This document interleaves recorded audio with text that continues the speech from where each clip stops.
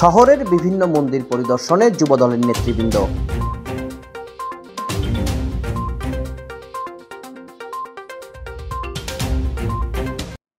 চলমান পরিস্থিতিতে পৌরসভার ১ নং ওয়ার্ডের পুরাতন ও নতুন জালিয়াপাড়ার সনাতন ধর্মাবলম্বীদের মন্দির ও স্থানীয়দের খোঁজখবর নিতে ছুটে গিয়েছেন জেলা যুবদলের নেতৃবৃন্দ।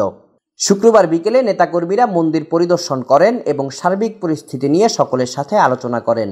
এ সময় কেন্দ্রীয় যুবদলের সাবেক উপজাতি বিষয়ক সম্পাদক ও জেলা যুবদলের সাধারণ সম্পাদক আবু সাদাত মোহাম্মদ সায়েম, জেলার যুগ্ম সম্পাদক ও নগর যুবদলের আহ্বায়ক সিরাজুল মুস্তফা, সহ সাধারণ সম্পাদক মোহাম্মদ শুক্কুর, যুবদল নেতা শম্ভু বড়ুয়া, কেটু বড়ুয়া, নন্দন কর্মকার, ১ নং ওয়ার্ড যুবদলের সদস্য সচিব মুন্না বড়ুয়া, সদর উপজেলা যুবদলের আহ্বায়ক কমিটির সদস্য বাবু বড়ুয়া, মন্দির পরিচালনা কমিটির সভাপতি সজল দাস, পুরাতন জালিয়াপাড়া গিরিধারী মন্দির পরিচালনা কমিটির সভাপতি অমল দাস সহ যুবদলের অন্যান্য নেতৃবৃন্দ উপস্থিত ছিলেন। Desk report, CST TV।